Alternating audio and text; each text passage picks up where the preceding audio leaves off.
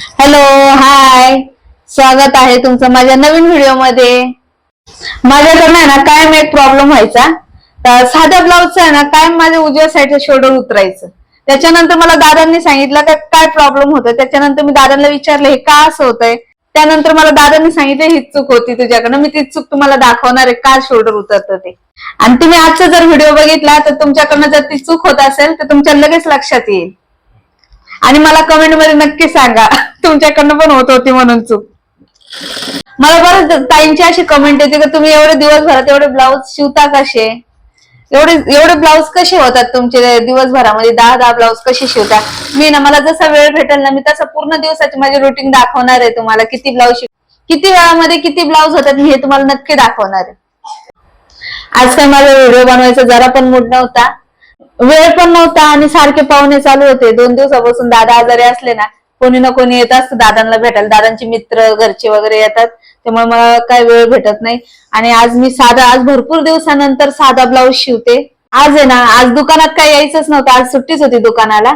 पण दुपारी 2-3 नवऱ्यांचे फोन आले मला. मी सांगितलं का दादा आजारी तुम्ही काय येऊ नका, पण तरी पण ते आले. ते म्हटले पुढच्या महिन्यात आमचं लग्न आहे, तुम्ही हे घेऊन ठेवा फक्त, दादा आले का मग मेजरमेंटला येऊ आम्ही. मी म्हटलं देऊच नका तुम्ही, आमच्याच्याने काम होणारच नाही म्हटलं घागरायचं. पण हे बघा दादा नसताना पण इथं ठेवून गेलेले ते. म्हणजे वहिनी राहू द्या, दादा आले का आम्हाला कॉल करा, आम्ही येऊन देऊन जाऊ. काम चांगलं असलं ना कस्टमर कुठून पण येतं, समजून पण घेतात. दादा तर एवढे आजारी, पण असं बाकीचे कस्टमर कसे नाही आम्हाला पाहिजेच अर्जंट असं तसं बोलतात. पण यांनी काहीच नाही, ते बोले आम्हाला शिवायचं तर इथंच शिवायचे, दुसरीकडे आम्हाला टाकायचं नाही. आज ना व्हिडिओ बनवायचं कारण म्हणजे काय माहिती का, मी भरपूर दिवसानंतर आज साधा ब्लाऊज शिवते.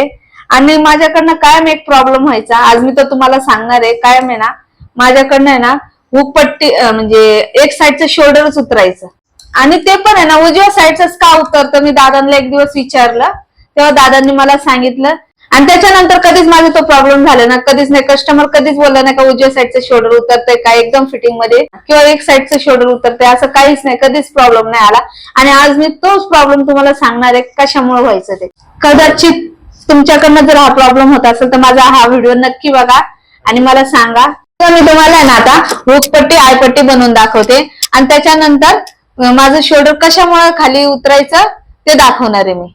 हे बघा, प्रत्येक जण वेगवेगळ्या पद्धतीने बनवतो. दादांची पद्धत आणि माझी पद्धत खूप वेगळी आहे काम करायची. मी अशा पद्धतीने हुकपट्टी बनवते. हे बघा, असे फोल्ड करून घेते, त्यानंतर असं ठेवून घ्यायचं. अशी जरा सोपी जाते माझ्यासाठी असं. आणि ओढायची नाही जास्त कधी पण. हुकपट्टी आयपट्टी असले ना ते कधी ओढायची नाही, ओढून लावायची नाही. त्यानंतर अशी किनारी टीप मारायची, असं फोल्ड करून घ्यायचं. असं फोल्ड केल्यानंतर अशी किनारी टीप मारायची. आणि आय करताना लक्ष द्यायचं का कमी जास्त करायचे नाही, प्रत्येक आय मध्ये सारखं अंतर असलं पाहिजे. आणि काही काही दोऱ्यांनी बनवतात आय. आता मी अशीच मशीनवरतीच आय बनवते. मी पुढच्या व्हिडिओमध्ये तुम्हाला दोऱ्यांनी कसं आय करतात ते पण दाखवेल. आता मी ते तुम्हाला दाखवते. महत्वाचं काय कारण होतं ते. हे बघा, माझ्याकडनं हुकपट्टी मोठी झाली. मला असं वाटायचं का मी हुकपट्टीच मोठी झाली माझ्याकडनं आणि मी हे काय करायचे, हे एवढं कट करून टाकायचे, हे कट करून टाकायचे. पण माझ्या हेच लक्षात येत नव्हतं का मी हुकपट्टी बरोबर गळा पण कट करायचे. मी आता आहे ना तुम्हाला प्रॅक्टिकल करून दाखवते. आपण सगळ्यांकडनंच ही चूक होती. हे बघा, आपण असं कट करून टाकतो.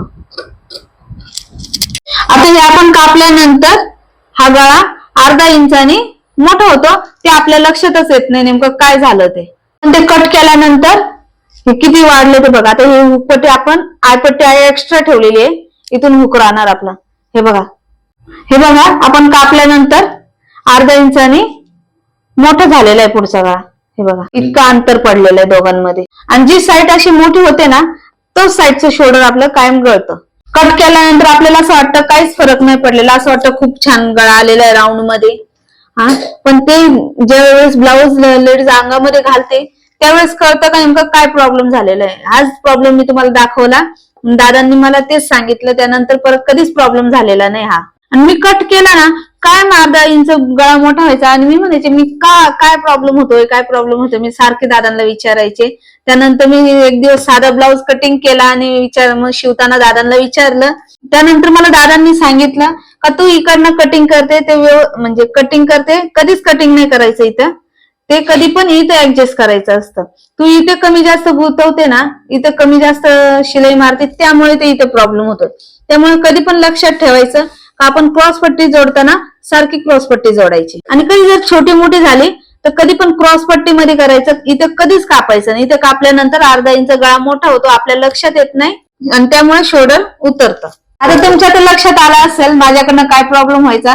आणि तुम्हाला जर माझा व्हिडिओ आवडला असेल नक्की कमेंट नक्की करा आणि माझ्या चॅनलला सबस्क्राईब करा. आणि मी हा ब्लाऊज आता शिवून घेणार आहे आणि पुढच्या ब्लाऊज मध्ये तुम्हाला ब्लाऊजची पायपिंग जी अशी फोल्ड होते ना, पलटी होते ना, ते मी तुम्हाला पुढच्या व्हिडिओमध्ये नक्की सांगणार आहे. Bye, good night.